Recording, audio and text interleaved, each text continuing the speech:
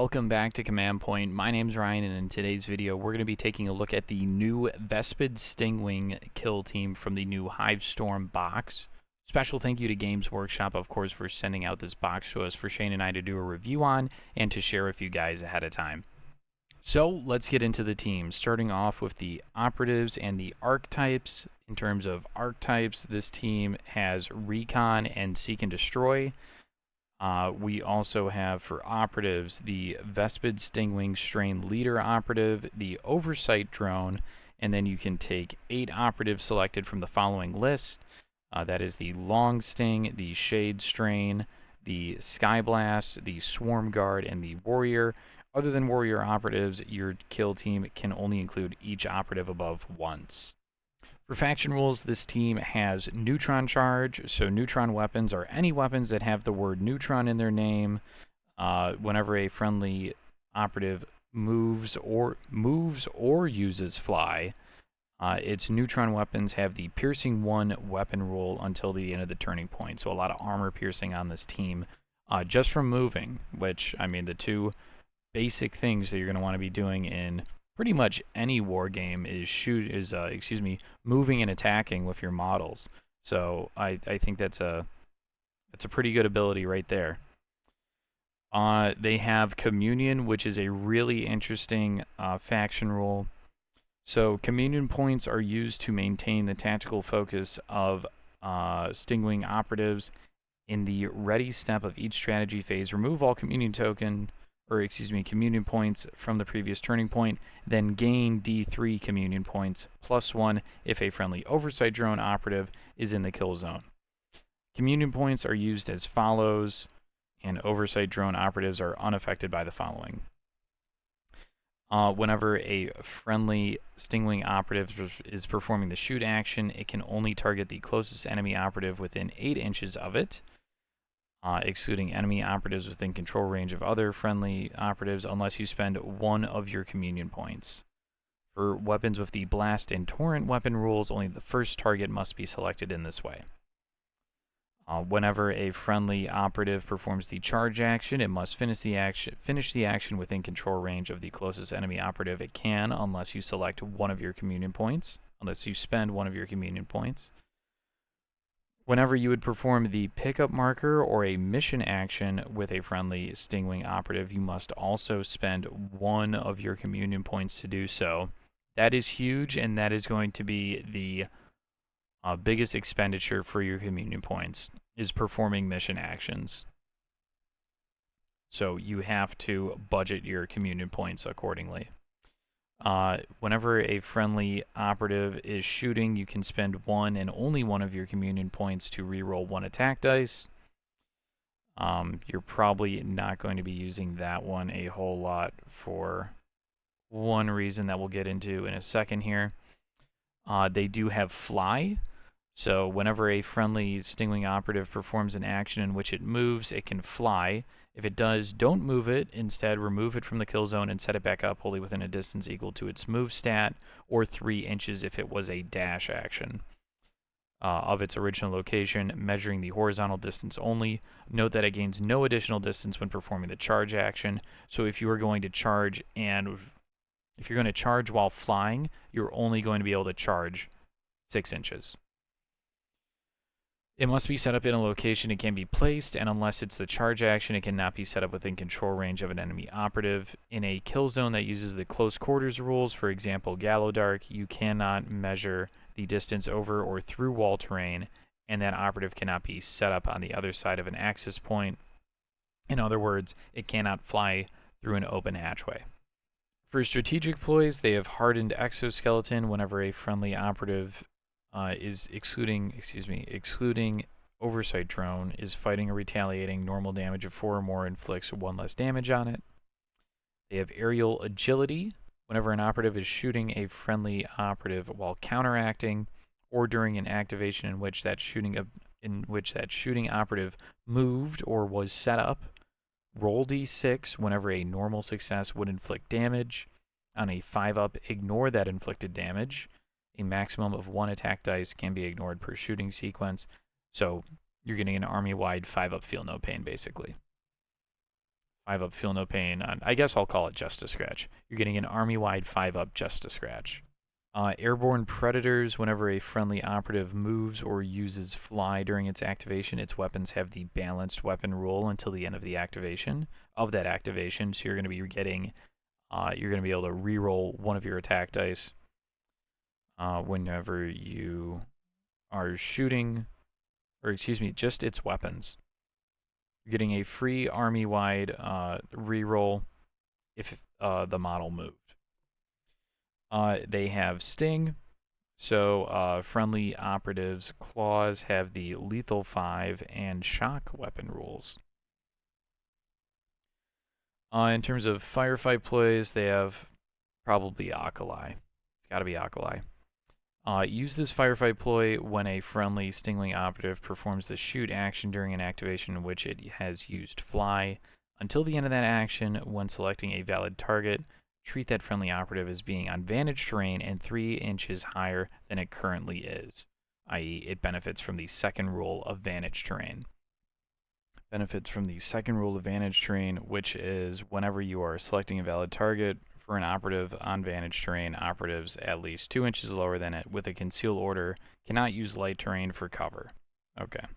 I don't know how often that's going to be useful, because I feel like if you want to set up that situation, you can just do that. Your entire army has fly, so why not just fly up onto a vantage point? You're going to want to be moving a lot anyways to power up your shooting weapons. That way they get that piercing 1 rule. So I don't know how useful that is.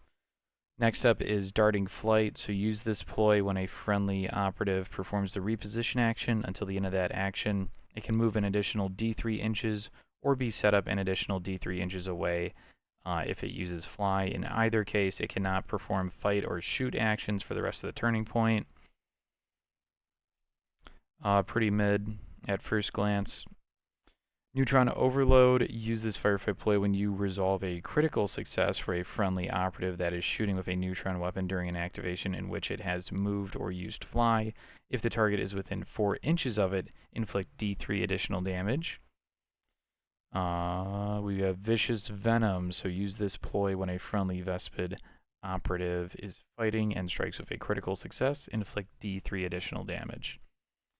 Those last two, there's probably going to be some real like niche cases in which you might want to use them, but overall not really impressed by the firefight ploys. So now taking a look at the operatives, we have the Vespid Strain Leader. He's armed with a Neutron Blaster, 4 attacks on 3s, damage 3/3, devastating 2. They have the Communion Helm, so once during each of this operative's activations, you can spend 1 Communion point for free. It has Commune, so when selecting your operatives for the battle, also select 1 Vespid Stingwing strategy ploy. Whenever this operative is in the kill zone and not within control range of an enemy operative, that ploy costs you 0 CP. So, out of these strategy ploys that I would want to be free, I think Aerial Agility and Airborne Predators are probably the 2 best options. I mean, getting Aerial Agility for free, I think just sounds really good. Having an army-wide 5-up Just a Scratch sounds very good. Next, we have the Oversight Drone. I'm not going to read all of the rules for the evasive drone rules. Just know that it has a bunch of like different limitations because it's a drone. It's also a lot harder to shoot. Whenever this operative has a conceal order and is in cover, it cannot be selected as a valid target, taking precedence over all other rules. So even if you're on a vantage point, if it's behind light cover, it's still not going to be eligible to be targeted. It does have aerial guidance for 1 AP. Support until the start of this operative's next activation whenever another friendly operative visible to and within 6 inches of this operative is shooting an enemy operative visible to this operative. So the drone needs to see something that another model is shooting at. That friendly operative's ranged weapons have the Saturate weapon rule, which is very good. That's the one where the target cannot retain cover saves. This has no effect while this operative is within control range of an enemy operative, obviously. And like I said, that costs 1 AP. There is the long sting, which is like the sniper operative. It has the rail rifle standard profile, 4 attacks on 4s, damage 4/4, devastating 2, and neutron fragment, which is if the target is not incapacitated but you resolve any attack dice, the target gains one of your neutron fragment tokens. In the ready step of each strategy phase, separately inflict D3 damage on each operative for each neutron fragment token it has. It also has the aimed profile, 4 attacks on 3s, damage 4/4, devastating 2, heavy dash only, lethal 5 up, and neutron fragment. And then it has claws, 3 attacks on 4s, 3/4. The Vespid Shade Strain has the neutron sting, so 4 attacks on 4s, damage 3/3, range 8, devastating 2. A neutron grenade, 4 attacks on 4s, 3/3, range 6, blast 2, devastating 2, limited 1, and saturate. Claws. It has the ghost rig rule, which is while this operative has a conceal order, your opponent cannot select it as a valid target unless it's within 6 inches of that operative trying to target it. Note that this rule has no effect if this operative is not selected as the valid target. For example, if it's the secondary target from the blast weapon rule. It also has camouflaged. Whenever an operative is shooting this operative, ignore the piercing weapon rule, and all cover saves are retained as critical successes. This rule has no effect if the operative is not selected as the valid target. Same as the ghost rig. And the Shade Strain also has a much better save, which is interesting to note. It's got a 3-up save, whereas most of this kill team has 5-up saves. Next is the Sky Blast, which has the neutron grenade launcher, 4 attacks on 4s, damage 3/3, blast 2, dev 2, neutron bombardment. Neutron bombardment, you place one of your neutron fallout markers within the primary target's control range. And then it has the neutron fallout rule, so once during each enemy operative's activation, as soon as it's within 2 inches of one of your neutron fallout markers, inflict D3 damage on it. And that multiple markers are not cumulative. We have the Swarm Guard, which is armed with a flamer. Its standard profile is 4 attacks on 2s, damage 3/3, range 8, saturate, torrent 2. And Sky Torch, which is 4 attacks on 2s, 3/3, and Sky Torch. The Sky Torch rule is very interesting. It's unlike anything we've seen in Kill Team before. An operative can only use this weapon during an activation in which it performed the reposition action with fly. If it does, do not select a valid target. Instead, shoot against each operative within its torch zone, excluding operatives wholly underneath vantage terrain. They are not in cover or obscured. Roll each sequence separately in order of furthest operative to closest. The torch zone is the area between the operative's current and previous location. A 28mm round Sky Torch marker can be temporarily placed underneath this operative before it moves to help determine this. So what's happening is this model is flying over as many enemy operatives as you want, and it is dropping napalm on them. This is a super cool ability. Lastly, we have the Vespid Warrior, which has the Neutron Blaster, 4 attacks on 4s, damage 3/3, devastating 2. Having devastating 2 on all these weapons, plus having piercing 1, plus having the ability to have like a free strategic ploy that gives all of your weapons relentless. I mean, I think this stuff can really stack up here. Or excuse me, not relentless, balanced with airborne predators. Yeah, I think that's really interesting. We have warrior instincts. So whenever this operative is shooting, if you don't spend communion points during that sequence, its neutron blaster has the accurate 1 weapon rule until the end of that sequence. So accurate 1, you can retain up to 1 attack dice as a normal hit. Man, that is really good. Just having at least 1 automatic hit. Last, we're going to talk about their faction equipment. They have neurostimulant, which in the ready step of each strategy phase, when determining how many communion points to gain, you roll 2d3 and select 1d3 to use. Definitely want to take this every single game. Communion points are so important for you, because you can't perform mission actions unless you're spending communion tokens. And these communion tokens, you're not able to stack them and like save them. They wipe at the start of every strategy phase. So rolling 2d3, choosing the higher of the result, and then adding 1 onto that from their ability, to a maximum of 4. You definitely want to maximize your tokens there. They have convergence stimulant, so once per turning point, a friendly Vespid Stingwing operative can perform the pickup marker or a mission action without you spending a communion point. Next is the accelerant stimulant. Whenever a friendly Vespid operative, excluding oversight drone, performs the charge or dash action, it can move an additional 1 inch. If it uses the fly for this action, you can set it back up 1 inch further away. I think you can probably do without this one. And then aggression stimulant. Whenever a friendly Stingwing operative is fighting, its melee weapons have the ceaseless weapon rule. The melee weapons were not really that good anyways. This is not a melee-focused team. This is a flying around, shooting things, almost like a glass cannon type team. So I would say definitely take the neurostimulants and the convergence stimulant. Probably almost every game, I would say. Taking a look at the way that I would run this team, fortunately, with this model kit, you are able to build every single model out of the box plus 1 Stingwing warrior, I think.